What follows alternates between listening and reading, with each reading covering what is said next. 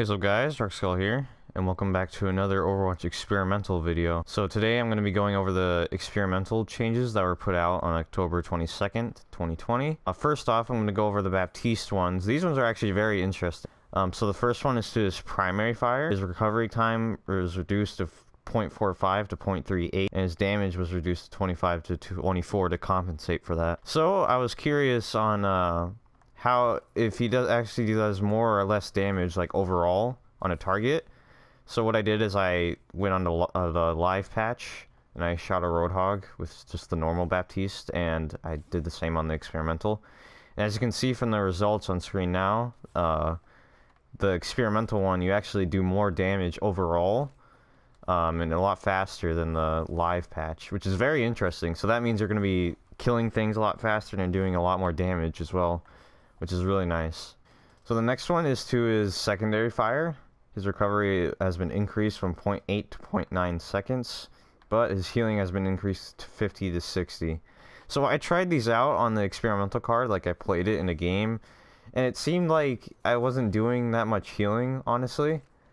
They did this just to have more moments where your healing comes in clutch, but it seems like trying to keep my tanks alive is a lot harder for me. Now, this next change is pretty insane. His amplification matrix has been increased from 5 to 9 meters.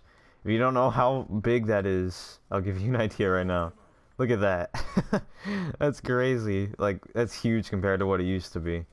But yeah, this is a good change. It's nothing like insanely like massive to the meta or anything. It just makes his ult more useful because most of the time you just use it for yourself, honestly. At least when I played Baptiste, I just used it for myself because it was so small.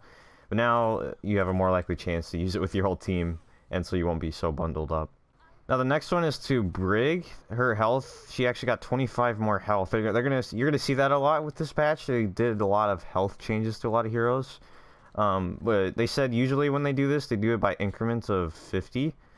But this time they decided to go with 25 and see what would happen. So you're going to see that with a few heroes here. But yeah, this is Brig. It isn't her armor, it's her base health, so nothing crazy. Now, the next one, Thick McCree is back, but he isn't as thick as he used to be. If you don't remember, or you don't know what I'm talking about, I'm talking about the change where they give him 250 health. And then everyone just called it like the Thick McCree. But now he's thick, but not as thick as he used to be, so, you know, this is okay. He got 25 more health. He has 225 now. Also, his reload time has been reduced from 1.5 to 1.2. This one actually feels really interesting. I'll put the original on screen of the live patch, but honestly, it feels so much faster for me. And now we got a few Mei buffs. The first one is to her Cryo Freeze, now restores 15 ammo per second. That's actually really interesting. Hold up. So, as you can see, has 0 ammo, and it goes up to 60. So you get 60 ammo if you stay in your Cryo Freeze the whole time, which is really good because there's situations where you're like in your Cryo Freeze and you have to reload, and now you'll come out with ammo, which is a really big buff, honestly, now that I think about it. And the next one is to her Mei Wall, or Ice Wall. It got cooldown lowered from 13 to 12 seconds. Also very interesting. Not a huge change, it's by 1 second.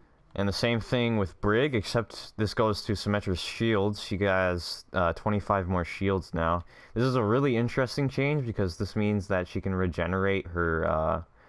she can regenerate 125 health now instead of just 100. So that's pretty big, and it makes her kind of tanky. Honestly, on console, she's pretty annoying to play against, so I hope this doesn't make her, like, meta on console. But we'll see if these changes get through. And this is probably one of the most interesting things on here. Widow's base health has been reduced by 25. Honestly, I think this is a really good change because Widow is, like, always meta on the high tiers. The only problem I have with this change is that Ashe exists, so maybe Ashe should get some type of nerf because she'll be able to one-shot Widow pretty easily with her damage boost she gets from Mercy. So I'm hoping maybe they give Ashe a nerf if this actually goes through, because I would feel real bad for Widow main. So that's all the changes that went onto the experimental card. Let me know your thoughts in the comments below. And thank you guys for the support as always, and I'll talk to y'all later. You got me losing my focus, don't know what you do.